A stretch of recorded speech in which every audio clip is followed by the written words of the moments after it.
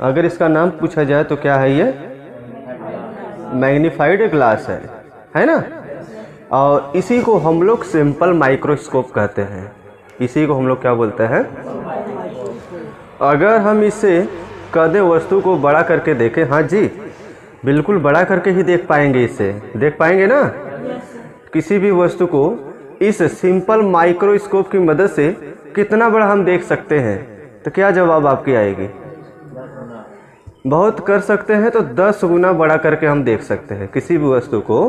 अगर इस simple microscope की मदद से देखा जाए तो हम कितनी बड़ी कर सकते हैं? बस 10 गुना 12 गुना इतना कर सकते हैं। तो सिंपल माइक्रोस्कोप का ये कहानी आपको बताया गया होगा कि अगर ये लेंस है तो लेंस में 6 कंडीशन होते हैं अपने पास। 6 कंडीशन में हम बताओ कौन से कंडीशन को यूज करने वाले हैं? ऑब्जेक्ट को हमेशा और हमेशा इसके बीच रखना है।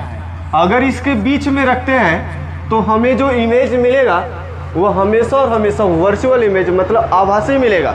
सबसे पहले यहाँ पर हम एक लेंस बनाते हैं। हमने यहाँ पर एक लेंस बना दिया।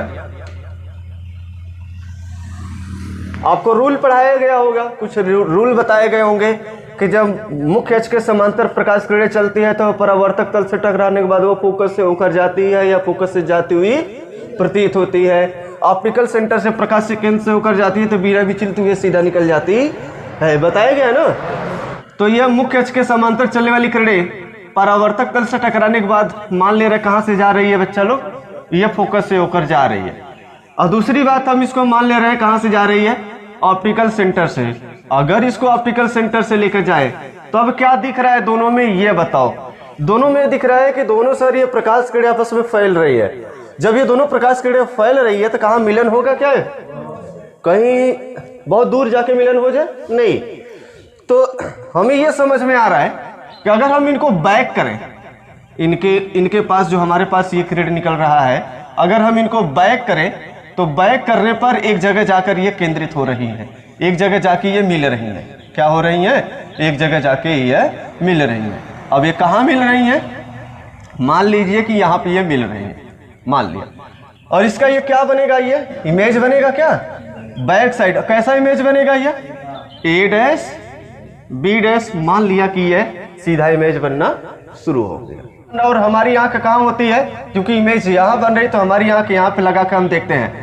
हम यहाँ पर अपनी आंखों को लगाकर देखते हैं बढ़िया से। हमें तो दिखाई क्या देता है? फिर ये इमेज दिखाई देता है। जब आप ये कॉपी पर देखते हैं इसके माध्यम से क्या वो वस्तु दिखाई देता है या इमेज दिखाई देता है? अगर दोनों दिखाई देता तो आप भ्रम में हो जाते हैं। एक छोटा दिख रहा है एक बड़ा दिख रहा है, दोनों दिख रहा है कैसे? तो आपको ऑब्जेक्ट नहीं दिखाई देता है, हमेशा और हमेशा इमेज दिखाई देगा। तो इसी प्रकार से जब यहाँ पर आप आंख लगा कर देखेंगे तो ये नहीं दिखाई देगा, आपको ये दिखाई देगा।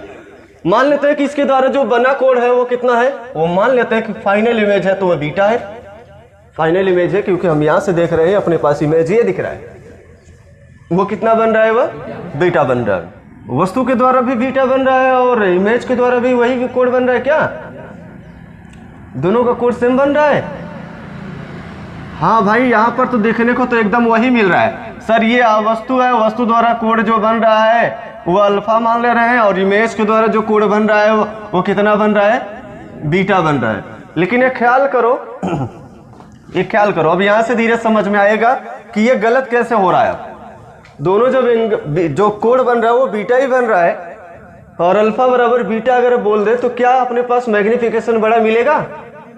मैग्निफिकेशन क्या सिखाता है कि उसका एंगल बेटा इसका एंगल करे तो एक का एंगल बड़ा होना चाहिए। दोनों इक्वल आ रहे, दोनों को रखे तो बीटा बाई अल्फा दोनों इक्वल है, कटकर एक आ रहा है तो मैग्निफिकेशन ये दिख रहा है तो भाई बराबर है दोनों। लेकिन प्रैक्टिकली क्या दिख रहा है? इमेज बड़ा है और ऑब्जेक्ट छोटा है। प्रैक्टिकली ये दिख रहा है तो फिर वो थ्योरेटिकली कैसे गलत है? तो थ्योरेटिकली गलत नहीं है, हम गलत अवधारणा लेकर चल रहे हैं। अभी हमारा कॉन्सेप्ट गलत है। दिखने में लग रहा है दोनों इक्वल है, लेकिन दिखने में दोनों इक्वल कैसे हो सकते हैं? आप कल्पना करो, यहाँ पर हम बातें कर रहे हैं, यहाँ पर डिस्टेंस लेकर ही, यहाँ डिस्टेंस से ही आपको समझा रहे हैं। मान ले रहे हैं कि एक ऑब्जेक्ट यहाँ पर है और एक ऑब्जेक्ट यहाँ पर है और यहाँ से आप देख रहे हैं, यहाँ से आप देख रहे हैं। अब इसमें आप मुझे बताओ दोनों में कौन बड़ा दिखेगा? ये वाला दिखेगा या ये वाला दिखेगा, लेकिन दोनों तो हैं इक्वल। बताओ कौन बड़ा दिखेगा? क्यों आगे वाला दिखेगा, क्यों ये बड़ा दिखेगा? इसका वजह क्या है कि आपके आंखों द्वारा जो एंगल सबटेंड हो रही है, जो बन रही है वह एंगल क्या होगा, ज़्यादा होगा, और इसके द्वारा जो एंगल सबटेंड होगा आपकी आंखों पर वह कम हो रहा है। यहाँ डिस्टेंस, यहाँ एंगुलर कोण की बात आती है, जबकि यहाँ पर भी वही है। अब यहाँ पर एक डिस्टेंस है, यहाँ पर एक ऑब्जेक्ट है और एक यहाँ इमेज बन रही है अपने सामने। डिस्टेंस का फर्क है कि नहीं है? तो डिस्टेंस का फर्क है तो फिर मुझे यहाँ बता दो कि अगर ये बात क्लियर हो गई होगी तो वहाँ से वो बात क्लियर हो जाएगा अपने आप में। अगर नहीं क्लियर होगा तो मान लेते हैं कि अगर ये जो ऑब्जेक्ट है, जो वस्तु है, एकदम सिमिलर प्रकार के हैं, एकदम सेम डिस्टेंस के, सेम हाइट के हैं, तो फिर इनके एंगल क्या हो रहा है? एक का एंगल जो ये नज़दीक है उसका एंगल हाई होगा या लो होगा? मान लेते हैं अल्फा है, और इस वाले का एंगल कितना है? वो बीटा है। मान लेते हो कितना है वह? तो अगर आपसे पूछा जाए मैग्निफिकेशन कितना होगा, तो मैग्निफिकेशन ड्यू टू रेस्पेक्ट, किसके रेस्पेक्ट में आप बात कर रहे हैं? मैग्निफिकेशन इसका निकालना चाह रहे हैं या इसका निकालना चाह रहे हैं? तो यहाँ से मैग्निफिकेशन क्या निकल के चला आएगा? बीटा बाई अल्फा बोलना शुरू कर देते हैं। मैग्निफिकेशन का मतलब हमें बड़ा ही चीज़ चाहिए, छोटा चीज़ नहीं चाहिए। अगर मैग्निफिकेशन आप निकाल रहे हैं, इसके रेस्पेक्ट में निकालना चाह रहे हैं, अभी तो हमने इसके रेस्पेक्ट में निकाला, अल्फा के रेस्पेक्ट में। अगर आप मैग्निफिकेशन निकाल रहे हैं यम बराबर अपने पास अल्फा बाई बीटा, तो बताओ इसका मैग्निफिकेशन लेस देन 1 होगा क्या? यहाँ से मैग्निफिकेशन निकलेगा यम इज लेस देन 1, और जबकि यहाँ से magnification M is greater than 1। दो तरह के मैग्निफिकेशन निकलते हैं, एक तो निकलेगा एक से बड़ा, और जबकि हमें वही मैग्निफिकेशन चाहिए जो एक से बड़ी हो, ताकि हम वस्तु को क्लियर देख सकें, साफ साफ देख सकें। छोटा कोई करके देखना चाहता है क्या? ऑब्जेक्ट जो था, यहाँ से इसकी कल्पना कर लेते हैं इस इमेज के साथ। अगर यहाँ से कंपेयर कर रहे हैं तो दोनों का एंगल सेम सेम दिख रहा है, जिसकी वजह से बीटा बाई अल्फा करेंगे, दोनों इक्वल है, कैंसिल हो जाएगा, और ये अवधारणा गलत है। तो हम क्या मान के चलते हैं कि ये जो अपने पास ऑब्जेक्ट था, यह कल्पना करते हैं कि इमेज के इससे कल्पना कर लेते हैं। तो यह ए बी था, तो यह मान लेते हैं ए डैश बी डैश था, और यहाँ मान लेते हैं सी है। ये सी बी ऑब्जेक्ट है, यहाँ पर है, ये सी बी ऑब्जेक्ट यहाँ पर है, और इसके द्वारा जो एंगल बन रहा है सबटेंड, ये मान लेते हैं कि अल्फा है। अब यहाँ पर इसको अल्फा हमने मान लिया। अगर ये बात समझ में आया होगा तो ये बात अपने आप में समझ में आ जाएगा। अगर ऐसे भी क्लियर नहीं हुआ तो दूसरा एक अलग से डायग्राम देते हैं कि मान लेते हैं कि ये वस्तु है, वस्तु को आप नग्न आंखों से देख रहे हैं, बिल्कुल नग्न आंखों से देख रहे हैं, तो आपके द्वारा जो एंगल बनेगा वह कितना बन रहा है, ये मान लेते हैं कि अल्फा है। विदाउट लेंस का हम देख रहे हैं, विदाउट लेंस का हम देख रहे हैं, और ये भी अपने पास ऑब्जेक्ट है, ए भी अपने पास ये ऑब्जेक्ट। अगर ऐसे क्लियर नहीं हो रहा है तो मान लो, ऐसा कल्पना कर लीजिएगा आप लोग कि विदाउट लेंस का हम किसी ऑब्जेक्ट को देख रहे हैं, और उसी को, और ये वस्तु सबसे बड़ा कब दिखाई देता है और साफ कब दिखाई देता है? जब स्पष्ट दृष्टि की न्यूनतम दूरी पर होती है तब। स्पष्ट दृष्टि का न्यूनतम दूरी कितना होता है? 25 सेंटीमीटर। तो 25 सेंटीमीटर पर अगर कोई ऑब्जेक्ट है तो हमें एकदम क्लियर दिखाई देता है, साफ साफ दिखाई देता है, सबसे बड़ा दिखाई देता है। लेकिन जैसे जैसे हम और नज़दीक करते जाते हैं, अपनी आंखों के नज़दीक ला रहे हैं, नज़दीक ला रहे हैं, नज़दीक ला रहे हैं, तो क्या दिखने को मिलेगा? कोई बड़ा तो होता जा रहा है लेकिन वो धुंधला होता जाएगा। एक कंडीशन पर ऐसा आएगा कि एकदम ब्लर दिखेगा और सबसे बड़ा दिखेगा। तो मुझे वो भी कंडीशन नहीं चाहिए, स्पष्ट दृष्टि की न्यूनतम दूरी बोलते हैं। तो मान लेते हैं स्पष्ट दृष्टि का न्यूनतम दूरी वो कितना है? डी है, डी फॉर 25 सेंटीमीटर। ये स्पष्ट दृष्टि की न्यूनतम दूरी होता है, least distance of distinct vision. फिर इसी चीज को हमने लेंस के माध्यम से देखा। अब हम ए बी सेट वहीं पर करते हैं जहां पर ये इमेज एकदम साफ साफ दिखाई दे। तो least distance of distinct vision जो अपने पास आता है, एकदम साफ साफ ये इमेज जो दिखाई दे रहा है वह है अपने पास डी। तो इमेज जब हम इसके माध्यम से देखेंगे तो ये भी बताओ जो इमेज होगा वो कितने सेंटीमीटर पर होगा? 25 सेंटीमीटर पर ये इमेज एकदम क्लियर बनेगा, साफ बनेगा और सबसे बड़ा बनेगा। इससे भी बड़ा बनेगा लेकिन ब्लर दिखाई देगा। तो हम बोले स्पष्ट दृष्टि की न्यूनतम दूरी, स्पष्ट दृष्टि साफ एकदम क्लियर। तो कितना मान ले रहे हैं? वह डी है। और कहां पर ऑब्जेक्ट रखा गया है? वह यू मान ले रहे कि एक्स दूरी है, या यू मान ले रहे, जो आप लोग मान रहे हैं। क्या मान ले भाई साहब? यक्स मान ले रहे हैं, चलो ठीक है, यक्स दूरी पर यह ऑब्जेक्ट रखा गया इस लेंस से। तो अगर आपसे पूछा जाए इसका मैग्निफिकेशन बताओ मुझे, तो मैग्निफिकेशन क्या रिजल्ट निकल कर आ रहा है, आप तो यहाँ से भी तो बता सकते हो कि हम लोग जानते हैं फाइनल बाई इनिशियल, तो हम लोग कह सकते हैं कि D by X is known as magnification of the simple microscope. अगर सिंपल माइक्रोस्कोप आपको नहीं आ रहा है तो समझो कंपाउंड माइक्रोस्कोप भी नहीं आएगा, क्योंकि यही फार्मूला वहां पर यूज होगा, पूरा का पूरा फार्मूला यही यूज होगा, और दूसरा फार्मूला का मल्टीप्लाई कर देते हैं जो नया वाला एक निकलेगा पहले लेंस के लिए, तो हम लोग यही यूज करेंगे जो भी हम लोग रिजल्ट निकालेंगे, और बिल्कुल सिंपल है, कोई कठिनाई नहीं है। तो आप ट्राई करिए और समझिए। देखिएगा, अगर मैग्निफिकेशन की बात करें तो यम बराबर अपने पास क्या होता है, बीटा बाई अल्फा। दोनों फिगर से समझाए या एक ही फिगर में समझा दे, दोनों फिगर से समझोगे तो बात क्लियर बिल्कुल आसान सा हो जाएगा, और एक ही फिगर में समझोगे तो लोपा पोती में हम यहां से लेकर करेंगे ये अल्फा के लिए, बात तो वही सेम टू सेम है, कंपैरिजन इसके साथ तो नहीं करेंगे, एंगल दोनों का डिफरेंस है। अब भाई दोनों ऑब्जेक्ट एक जैसे, एक छोटा है और एक बड़ा है, कैसे मान सकते हो जरा बताओ, हो सकता है क्या? क्योंकि मैग्निफिकेशन में हमें दिखता है कि मैग्निफिकेशन एक बड़ा दिख रहा है और एक क्या दिख रहा है, छोटा, तो भाई मैग्निफिकेशन भी तो बड़ा आना चाहिए ना, लेकिन इक्वल आ रहा है, सेम सेम, जितना बड़ा वस्तु उतना बड़ा इमेज बन रहा है क्या, यहाँ पर नहीं बन रहा है, उससे कुछ डिफरेंस दिख रहा है। तो हमारी जो कल्पना है कि हम ये कहेंगे कि जो बीटा होगा वह ग्रेटर देन होगा वो अल्फा से, जो बीटा है क्या अल्फा से ग्रेटर देन है, तभी तो मैग्निफिकेशन बड़ा बनेगा। तो यहाँ पर यही लेकर चलता है कि जो मैग्निफिकेशन होगा इस प्रकार से लेते हैं। तो बीटा का वैल्यू मुझे बता दो, एंगल बहुत बड़ा भी तो नहीं बनेगा, क्यों नहीं बड़ा बनेगा भाई, हम अपनी आंखों से देख रहे हैं ऑब्जेक्ट को, तो वहां से देखिएगा एंगल इतने छोटे बनते हैं कि पूछिए मत। जब एंगल छोटा बनता है तो हम लोग इसे इस प्रकार से लिखते हैं, अल्फा बराबर tan अल्फा भी लिख सकते हैं या केवल अल्फा ही लिख सकते हैं, बीटा बराबर tan बीटा भी लिख सकते हैं या बीटा ही लिख सकते हैं, जैसा जरूरत पड़ेगा वैसा हम लिख सकते हैं। जैसे स्नेल के नियम में आपको बताया गया था साइन आई इक्वल टू आई, हम पुकार देते थे, क्यों? क्योंकि एंगल बहुत छोटा है, तब की कंडीशन में होता था। तो इसको हम लिख सकते हैं tan बीटा, हमारी मर्जी लिख सकते हैं, इसको क्या लिख सकते हैं, tan अल्फा भी तो लिख सकते हैं, हाँ या नहीं? अगर देखा जाए तो tan बीटा का वैल्यू मुझे बता दो, चलो लेते हैं, ये अपने पास ए बी ऑब्जेक्ट है और tan बीटा बराबर कितना, लंब बटा आधार होता है क्या, तो लंब कितना है, ए बी है या नहीं है, हाइट है, तो बोल रहे हैं कि ये ए बी अपने पास आ गया, A B upon B, B O मान लीजिएगा, ये बी ओ हो जाएगा डिवाइडेड बाई, और tan अल्फा यहां से देख लो भाई साहब, ए बी बेटा कितना हो जाएगा, ए बी बेटा बी ओ हो जाएगा क्या।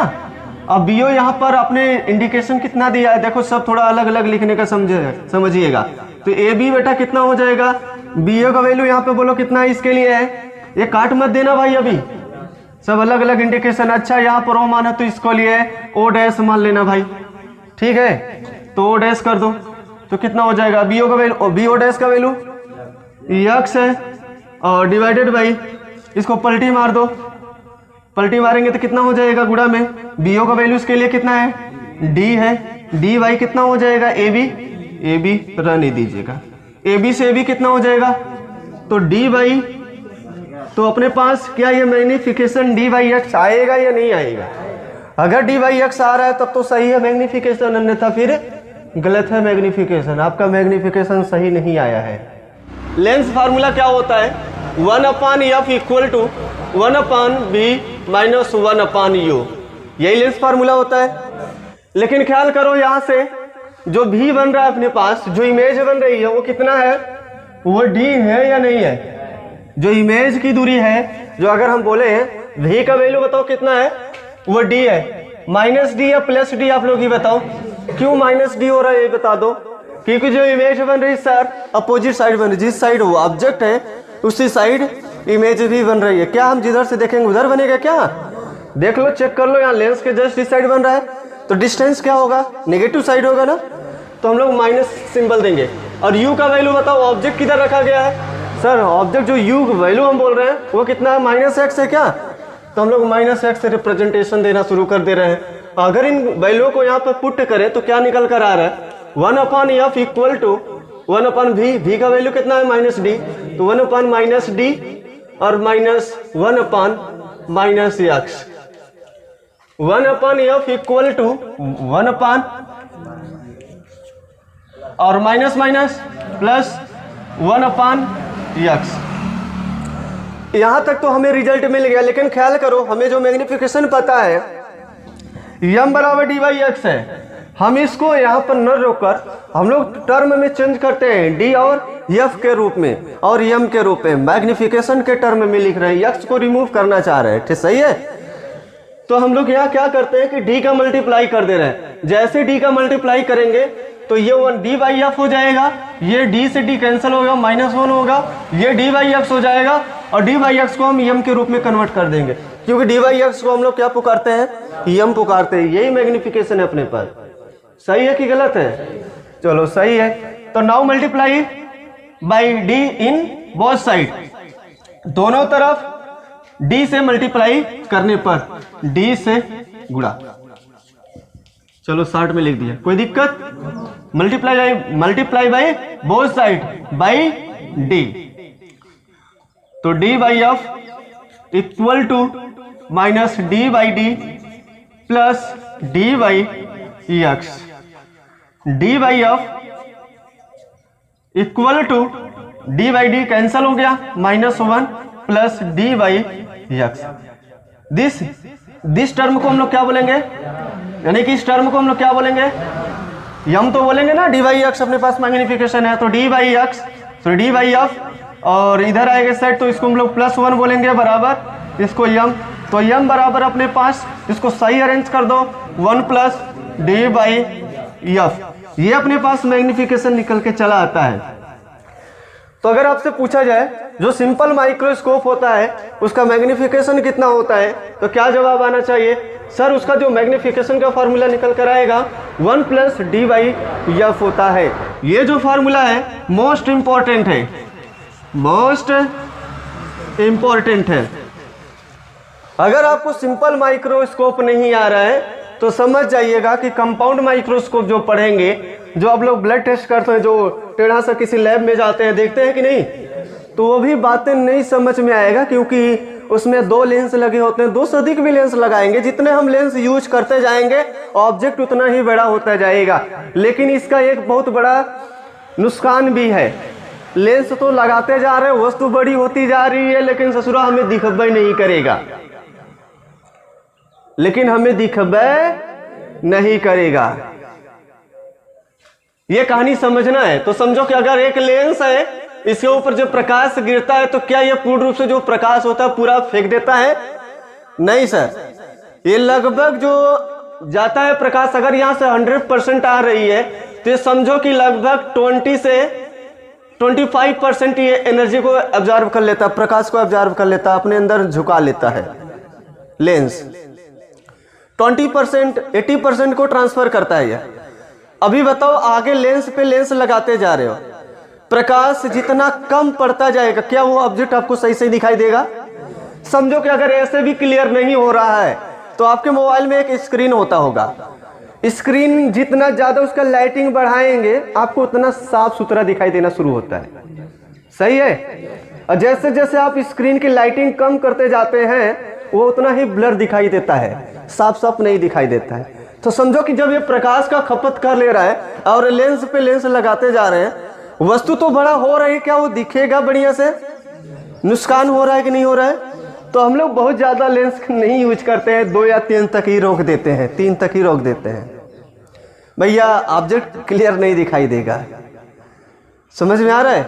तो ये सिंपल सा माइक्रोस्कोप था। अभी हम लोग देखेंगे कंपाउंड माइक्रोस्कोप। क्या देखेंगे? कंपाउंड माइक्रोस्कोप को जो कंपाउंड माइक्रोस्कोप चलेगा वो बहुत ही सिंपल है, इससे भी सिंपल वही है, लेकिन कब बनेगा सिंपल? जब ये आपको आइडिया समझ में आया होगा जो सिंपल माइक्रोस्कोप का समझाया गया है। इस सूत्र को हम 2 लेंस यूज करेंगे।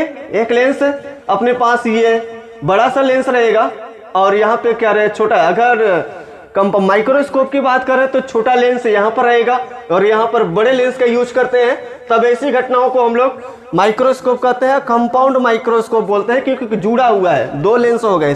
अगर एक रहेगा तो सिंपल बोलेंगे, दो या दो से अधिक लेंसों का यूज करना शुरू कर देते हैं तो कंपाउंड बोलना शुरू कर देते हैं। और कंपाउंड माइक्रोस्कोप तभी तक हम बोलेंगे जो वस्तु, हम अगर छोटी वस्तु को देख रहे हैं उसके सामने छोटे लेंस का प्रयोग करें।